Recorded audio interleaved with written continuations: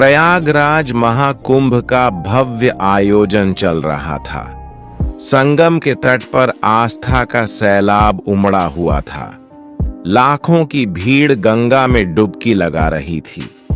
अखाड़ों की चहल पहल और हर तरफ साधु संतों के तंबू लगे थे। लेकिन इस बार इस पवित्र आयोजन के बीच कुछ ऐसा होने वाला था जिसने सभी को हिलाकर रख दिया।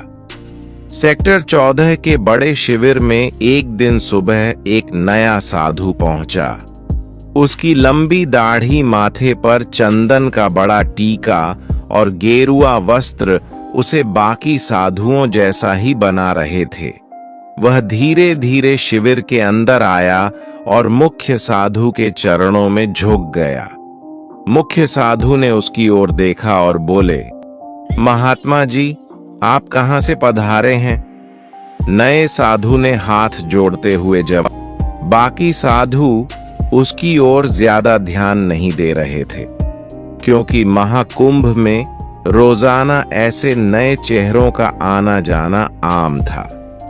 दिन भर वह साधु अन्य संतों के साथ साधारण तरीके से समय बिताता।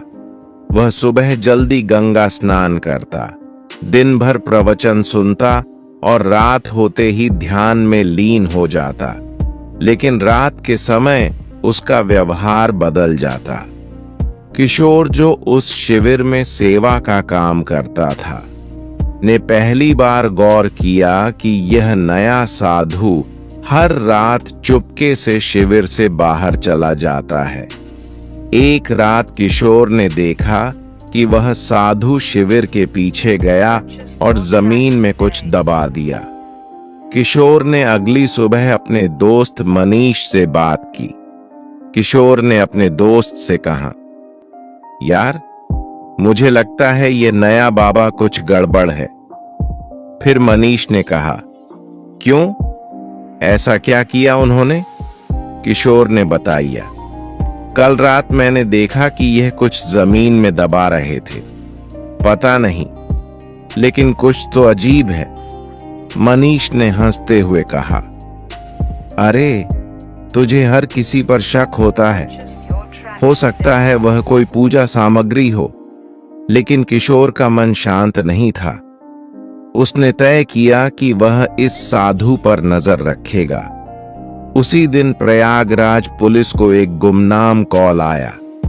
कॉलर ने बताया कि महाकुंभ में एक आतंकवादी साधु के भेष में छुपा हुआ है और वह किसी बड़े हमले की योजना बना रहा है।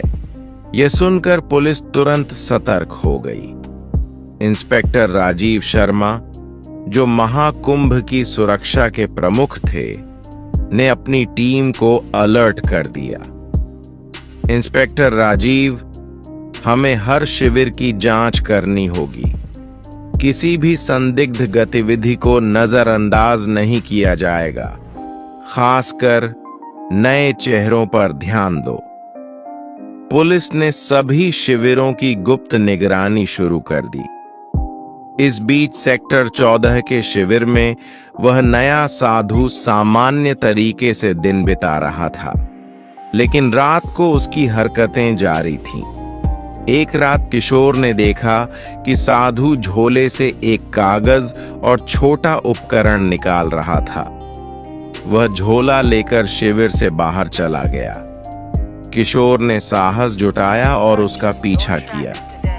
साधु सीधे गंगा घाट के पास गया, जहां उसने एक व्यक्ति से मुलाकात की और दूसरे साधु से कहा, सब कुछ योजना के अनुसार चल रहा है, कोई शक नहीं हुआ है। अनजान व्यक्ति बहुत अच्छा, बस सही वक्त का इंतजार करो। फिर किशोर ने इन दोनों की बातचीत दूर से सुनी और अपने फोन से इसे रिकॉर्ड करने की कोशिश की, लेकिन वह बहुत डर गया था। अगले दिन उसने यह बात मुख्य साधु को बताई। किशोर ने कहा, महाराज, वह साधु कुछ गड़बड़ है। मैंने उसे कल रात किसी अजनबी से बात करते देखा। मुख्य साधु ने गंभीरता से कहा, यह बहुत गंभीर बात है। हमें पुलिस को सूचित करना चाहिए। फिर किशोर ने हिचकते हुए कहा, अगर वह दोषी निकला तो मुख्य साधु यह जोखिम उठाने लायक नहीं है। ऐसा करते हैं, आज रात उसकी हरकतों को फिर से देखते हैं।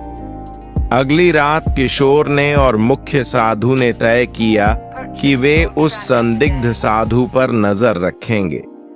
किशोर ने अपना फोन तैयार रखा और मुख्य साधु ने शिविर के कुछ अन्य साधुओं को भी अलर्ट कर दिया।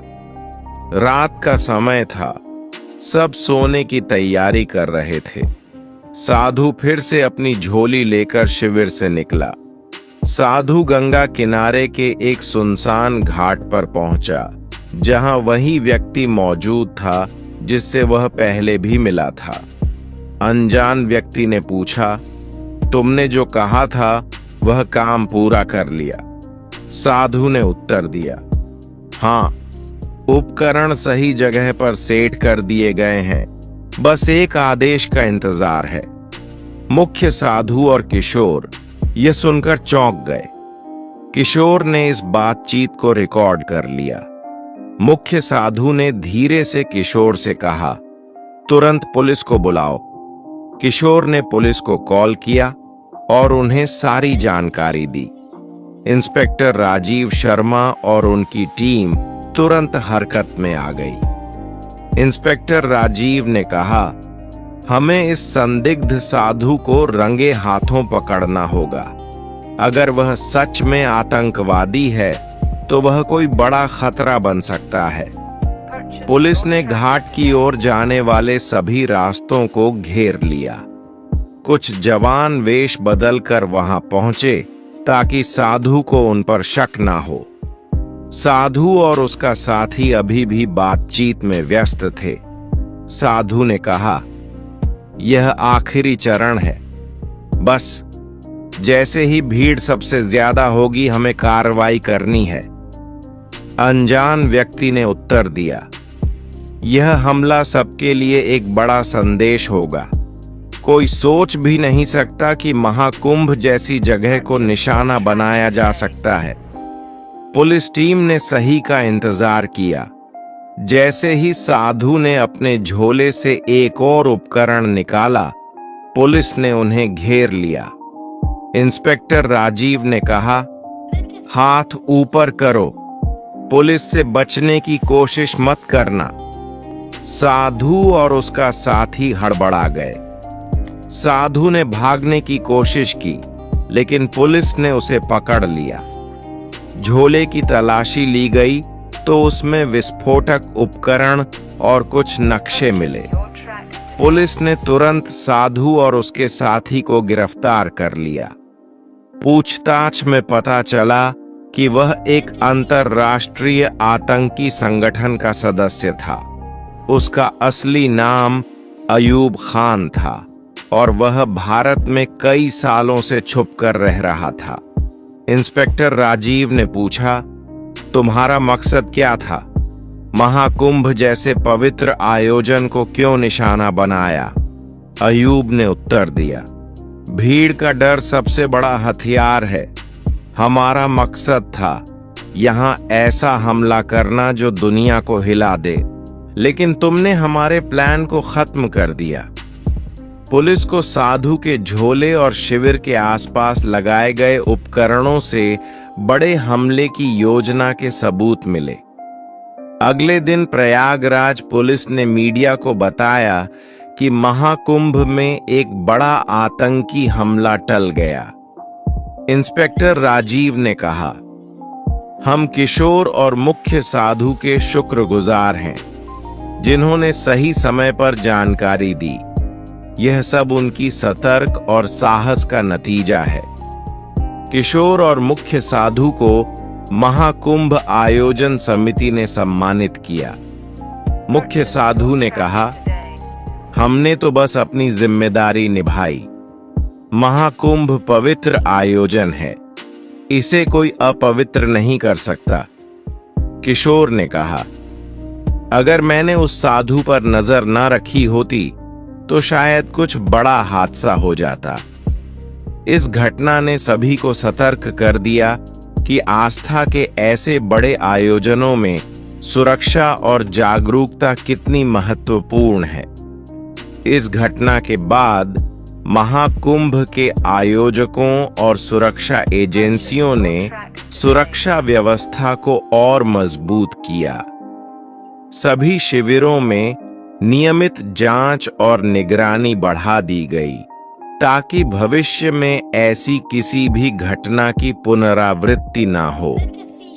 श्रद्धालुओं को भी सतर्क रहने और किसी भी संदिग्ध गतिविधि की सूचना तुरंत पुलिस को देने की सलाह दी गई। महाकुंभ जैसे विशाल आयोजनों में सुरक्षा चुनौतियां हमेशा रहती हैं, लेकिन प्रशासन और जनता के सहयोग से इन चुनौतियों का सफलतापूर्वक सामना किया जा सकता है। इस घटना ने यह साबित कर दिया कि सतर्कता और सामूहिक प्रयासों से बड़े खतरे को टाला जा सकता है। प्रिय दर्शकों, यदि आपको हमारा कंटेंट पसंद आया है और आप ऐसी ही और कहानियां सुनना चाहते हैं, तो कृपया हमारे चैनल को सब्सक्राइब करें। आपके सब्सक्रिप्शन से हमें प्रेरणा मिलती है और हम आपके लिए और भी रोचक कहानियां ला सकते हैं। साथ ही नए वीडियो की सूचना पाने के लिए बेल आइकन दबाना न भूलें। धन्यवाद।